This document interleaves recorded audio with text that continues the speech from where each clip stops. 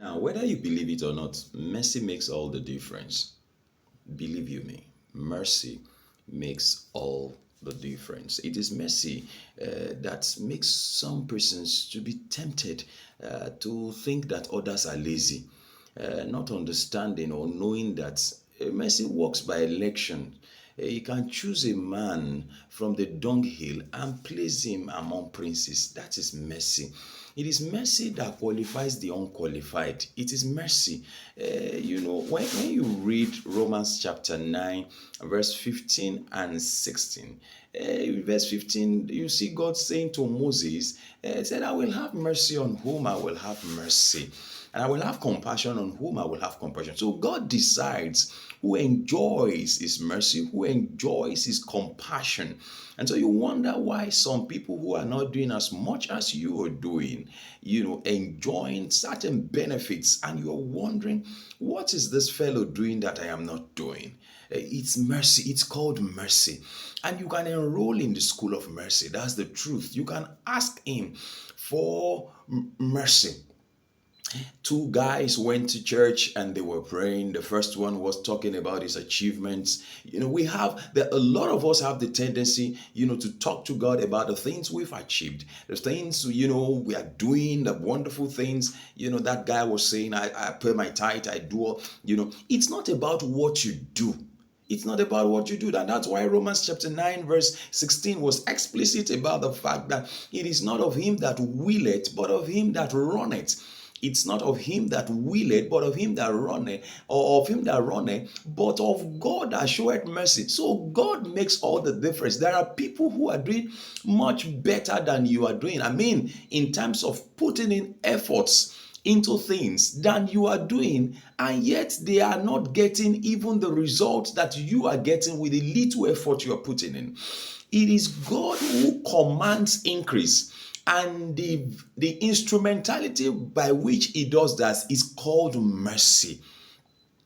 It's called mercy. It's not of him that willeth, it's not of him that runneth.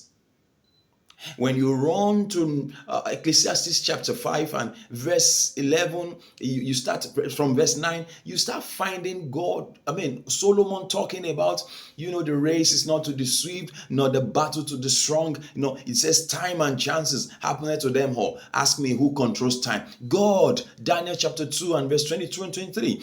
God controls times and seasons.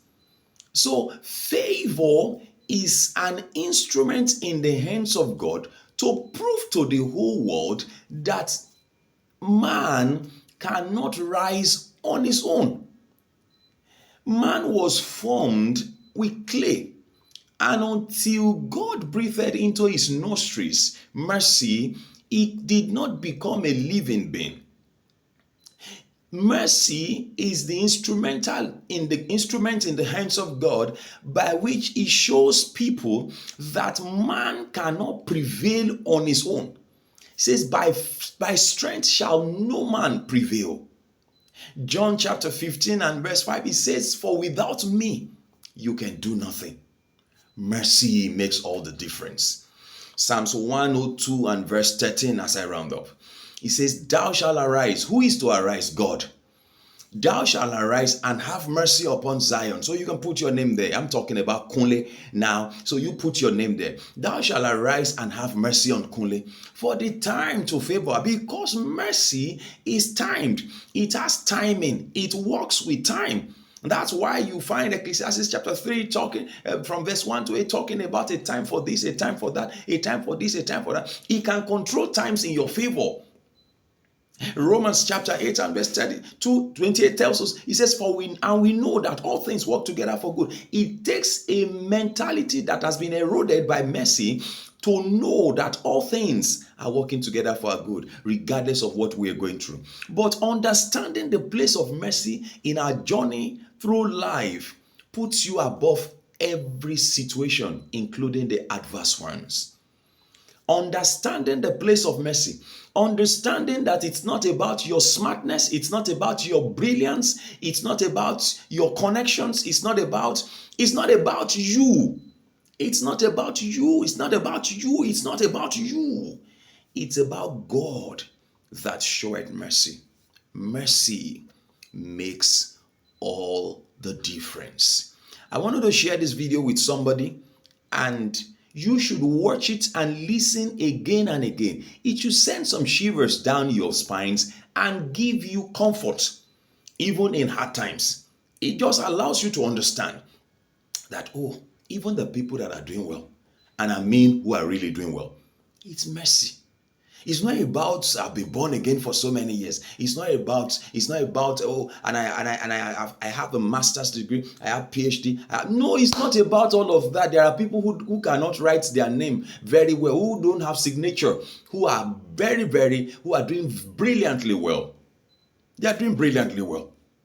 There are people who didn't need to scramble or run after skater to anywhere. No, and yet they are doing brilliantly well. But remember, Psalm 102 verse 13, thou shalt arise. And remember that when God arises, his enemies crumple, they'll scatter. And his enemies are our enemies.